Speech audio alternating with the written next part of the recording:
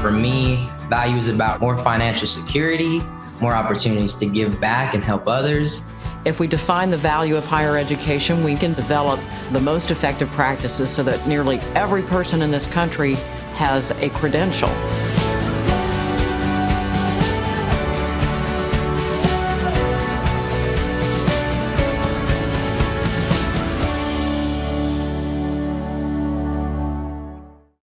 Thank you for joining us for a conversation about the value of education after high school.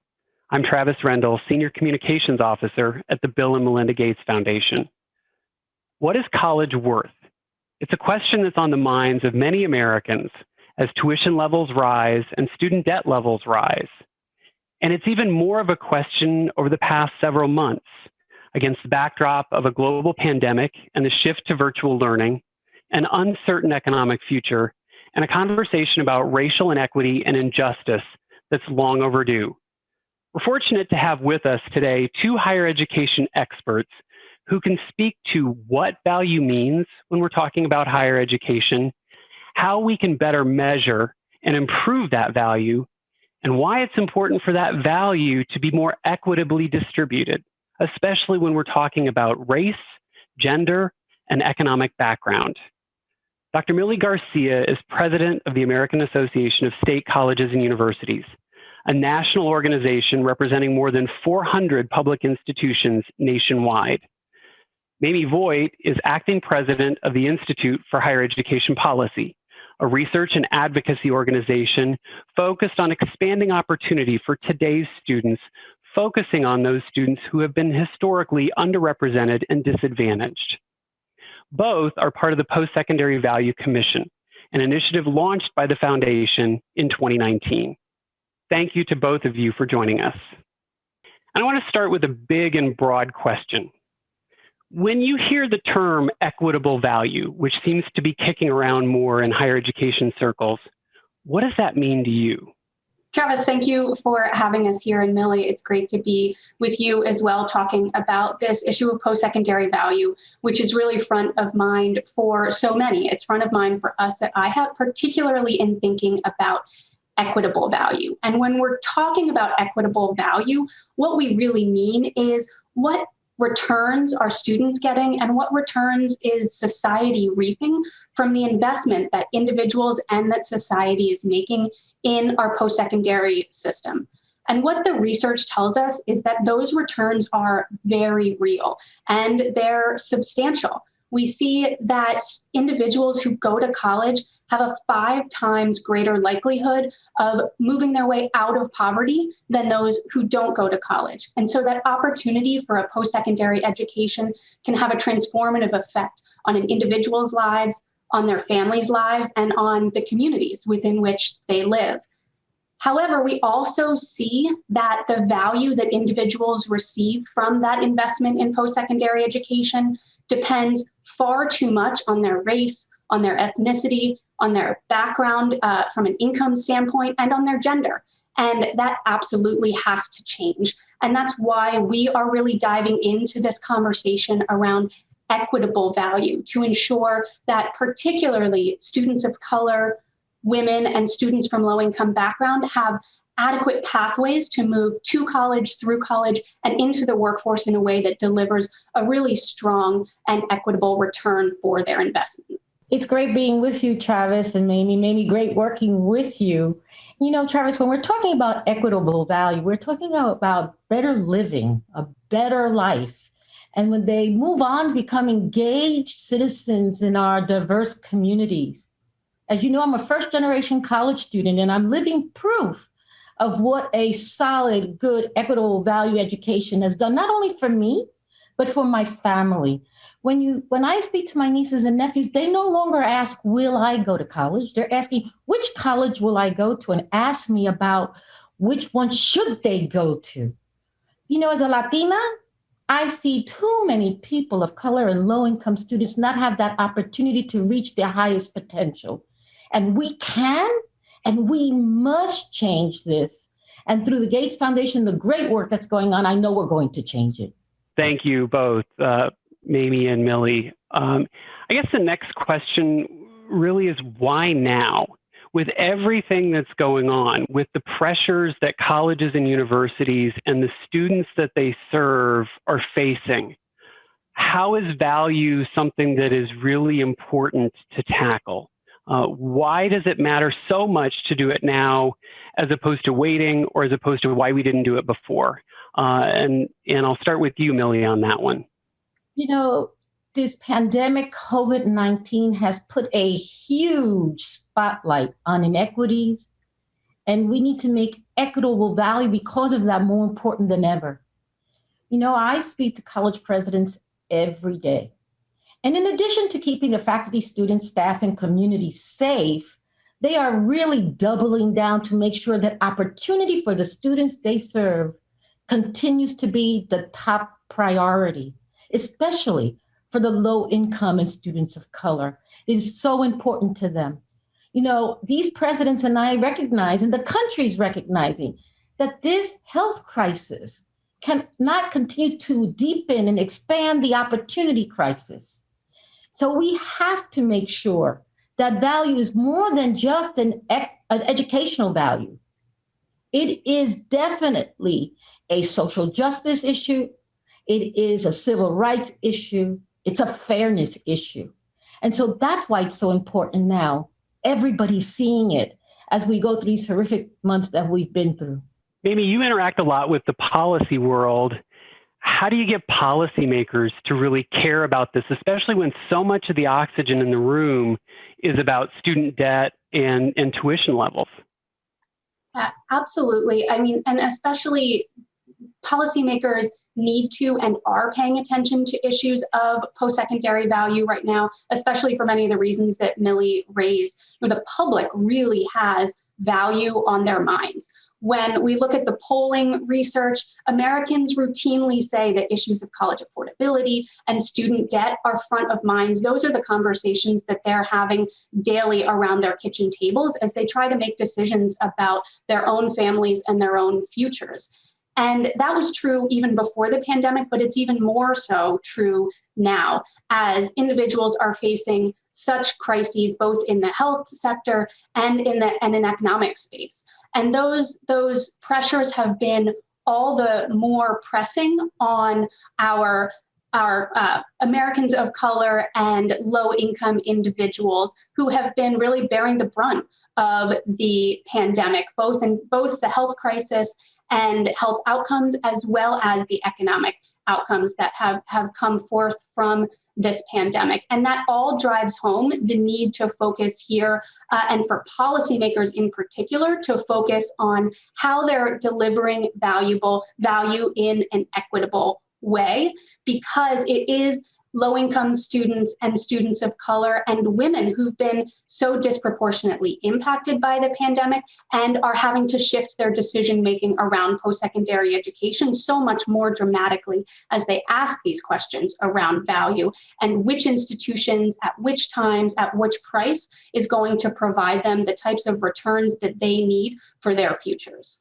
So shifting gears for a second to the Postsecondary Value Commission, which I mentioned earlier. What is this commission about? What's it trying to accomplish? What does a win look like?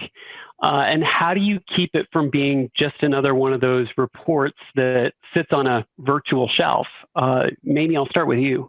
Yes, so the Postsecondary Value Commission is composed of 30 experts across the nation. The commission is made up of a diverse set of college and university leaders, of students, of community and business leaders, of advocates, and of researchers. So a wide array of individuals who can lend their unique expertise to this conversation around post-secondary value. And the commission itself has three primary charges. First, to define value. Second, to measure value. And third, to act to increase value. So when we think about defining value, what we really mean is putting some concepts around what it means to deliver value in an equitable way such that students have access to the opportunity to complete a degree or credential that will put them on a path towards economic security, towards economic mobility, and that will move us as a nation closer to racial and socioeconomic justice.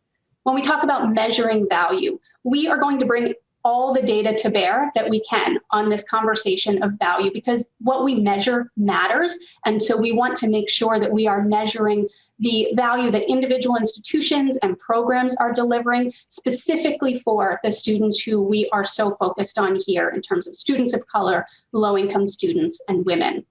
And then most importantly, the Commission wants to urge institutional leaders, policymakers at the federal and the state level to act on what we've learned through this 2 years worth of work with the Value Commission.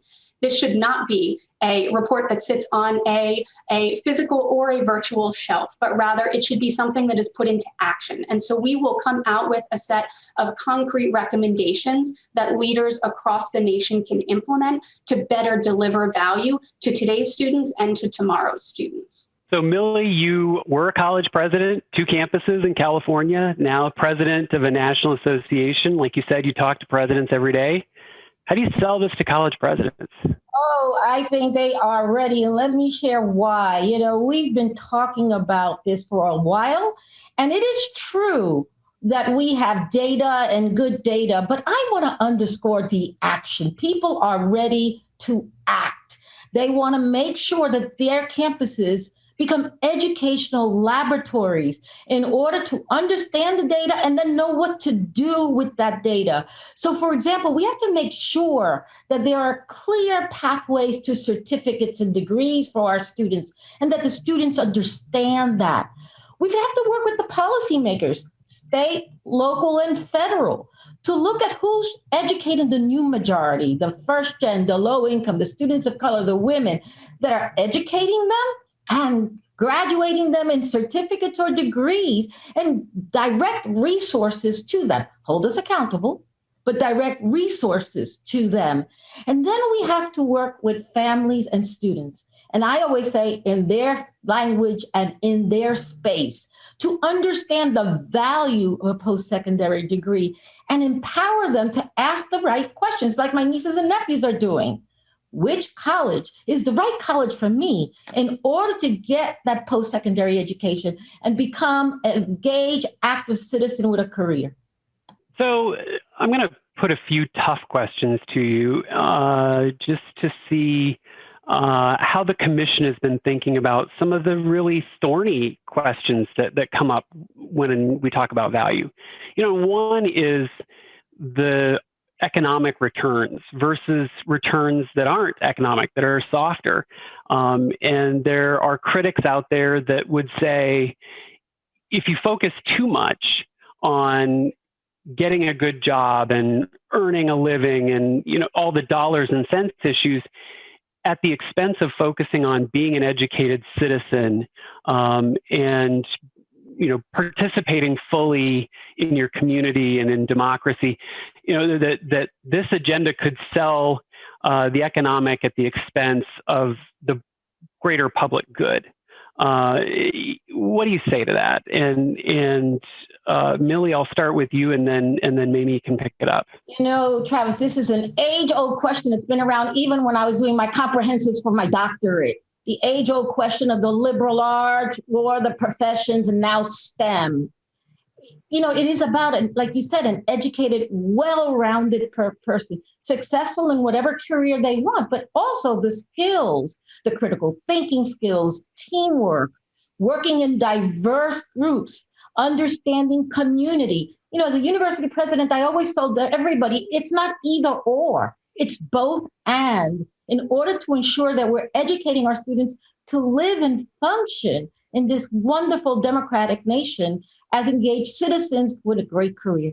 That's absolutely right, Millie. The Commission from the very beginning has made a concerted effort to not set this work up in a way that devalues especially those socially valuable careers that are really essential to our communities. I think we're seeing that even more and more during the pandemic now, about how critical some of those socially valuable careers are. Things like, individuals like teachers, and how much we need to be investing in the human capital of those professions. And so the commission has been very focused on not setting this up such that we are pushing all towards investment bankers that are making the most money. We really need to be considering the economic returns and the non-economic returns to a credential. And so, yes, we'll be looking at the economics. We'll also be looking at measures of things like well-being. How are individuals faring in their lives and in their careers after they leave post-secondary education?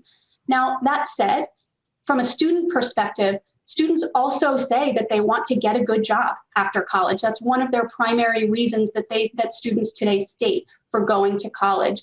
And so they should at least be set up to be better off after they leave post-secondary education than they would be had they not gone. And so that means that the time that they invest and the money that they invest, often in the form of debt, needs to pay off in at least a modest amount, boosting them up to a reasonable wage level and setting them up hopefully for economic mobility as well.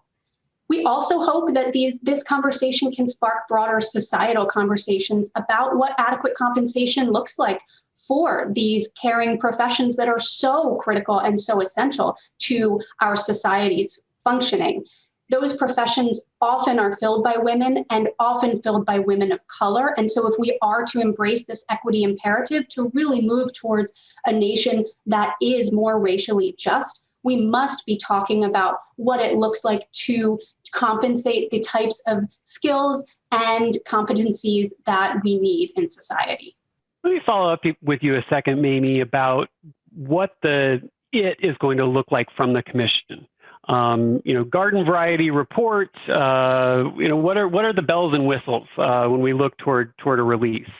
Absolutely. There will be lots of bells and whistles all throughout. So we will have a series of papers. We'll have one paper that comes out from the Gates Foundation and the Institute for Higher Education Policy, summarizing this framework for measuring post-secondary value. We'll talk about the overall definition that the commission has come up with. We'll talk about a way to measure value, both from an economic standpoint and with some non-economic indicators as well. And we've also used real data to test the framework, to test the economic portions of the framework in particular. So we have publicly available data that we're working with. We're also working with a large system that has been able to dig deeply into their data to show how powerful it is when a higher education system can unpack their data, disaggregate it by race and ethnicity, look at how completers are faring compared with non-completers, and really be able to spotlight where those challenges and those barriers are so that they can point a way towards making changes on their campuses and within their system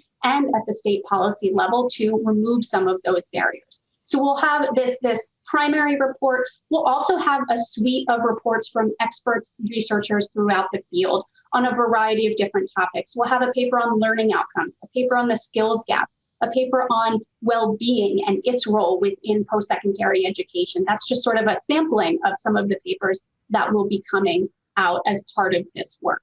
We'll also have a very clear set of policy recommendations combined together in an action agenda, because like Millie said, this is really about action. It's about driving change. And so we'll have very specific and actionable recommendations built out there as part of the release as well. Picking up on the measurement piece of this, you could see a world where some colleges and universities that really seek to expand opportunity might not look so good on some of these measures of return, whether it's employment or earnings. There may be disparities across race or gender.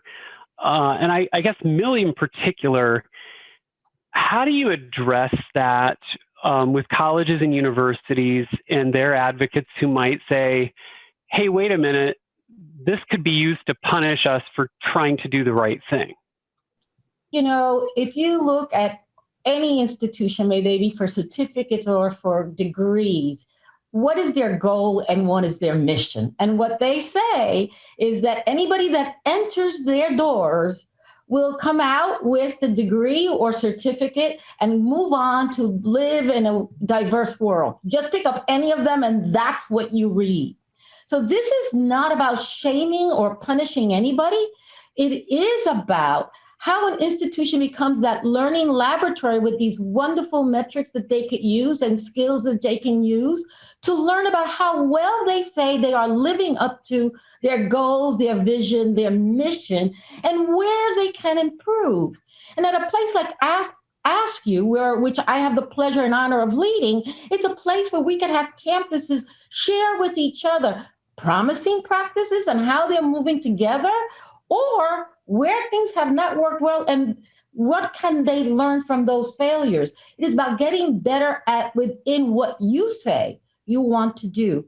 And what I said earlier about this horrific pandemic and all the racial injustice, it has really shown that we need to act now, and people are ready for the work that's coming out of the commission in order to have that voice, that learning opportunity for their institutions, and to be able to improve or show where they're doing better. Mamie, you've been a veteran of many a higher education accountability conversation and have the scars to prove it.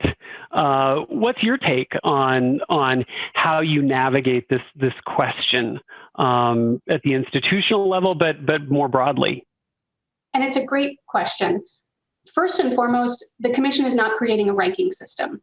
Period, full stop. We are not building a college ranking system. What we are doing is developing a thoughtful and nuanced system for assessing post-secondary value from that equity standpoint.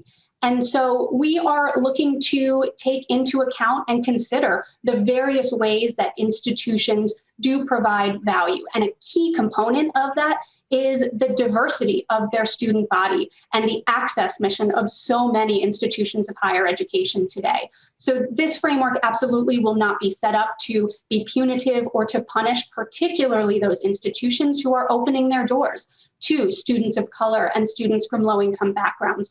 Rather, we want to uplift those institutions and ensure that they are serving their students well once those students enter their doors, so that when they leave the campus, they are well positioned for success in the workforce. Now, we recognize that there is discrimination in the workforce as well, and this is where the racial justice components of this work come into play additionally.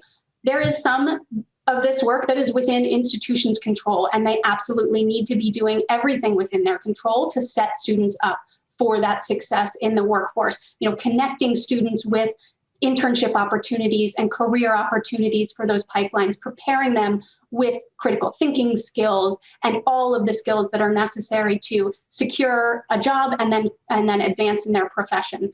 There is also that discrimination, racial discrimination and gender discrimination in the workforce.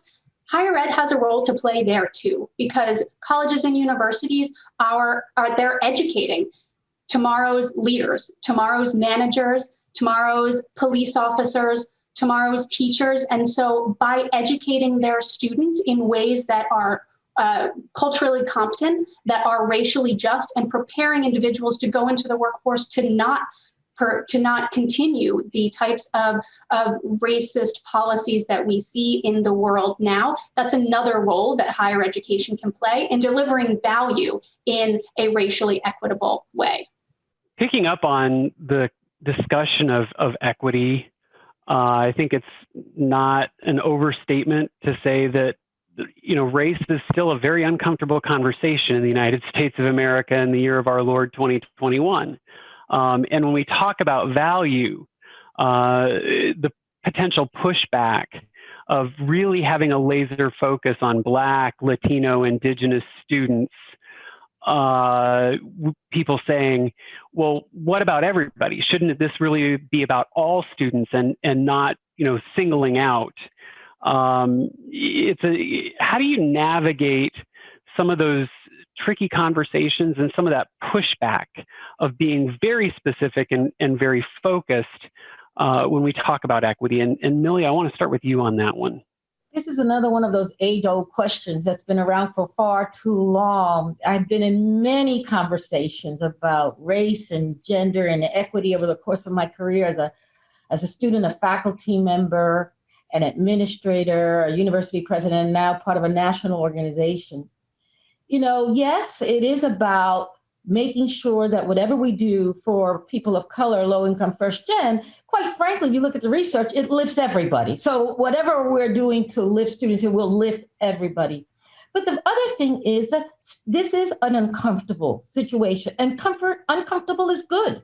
That's the problem, that we want everything to be comfortable, when at the same time, we're dealing with so many terrible issues like social injustice, racial injustice, economic injustice that we have to deal with in this country. We also have to understand this is the new majority of America, and educating everyone will help not only the individuals themselves, but everyone in lifting the country in order to live the lives we are talking about. And so it is important that we have these difficult conversations, what we call difficult dialogues, using skilled candor, and engage in these conversations in order to really lift communities of difference.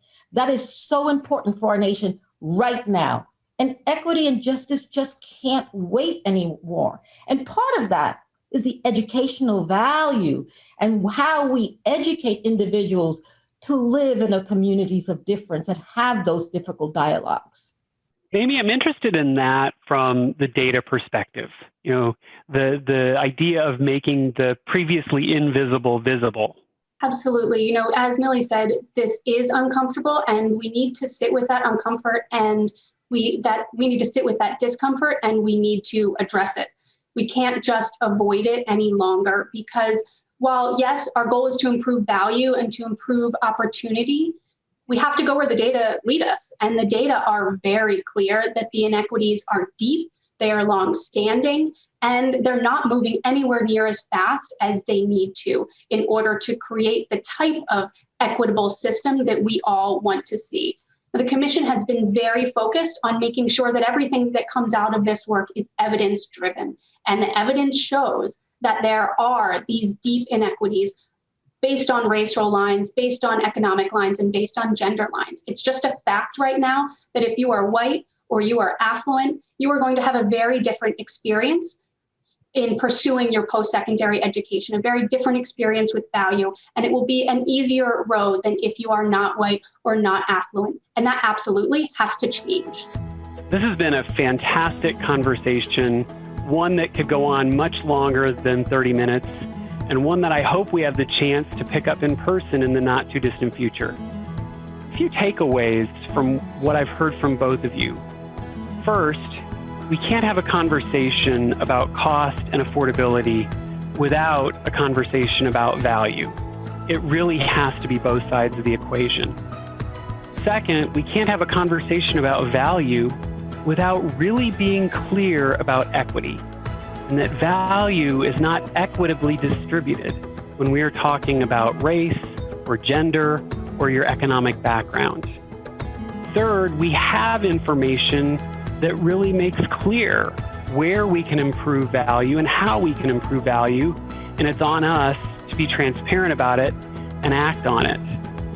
Fourth, that it's time to act. There are things that policymakers, colleges and universities, and students and families can do to really improve value and to make it more equitable. And finally, it is a shared responsibility. It's on all of us. It's not just the job of a president. It's not just the job of an elected official. It's not just the job of students. It's each of us and all of us.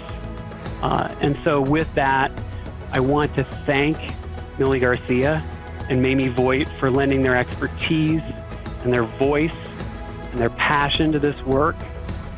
If you're interested in more information about the Postsecondary Value Commission, please visit postsecondaryvalue.org. Thank you again for joining us. Thank you, Travis. Thank you, Travis, and thank you, Millie.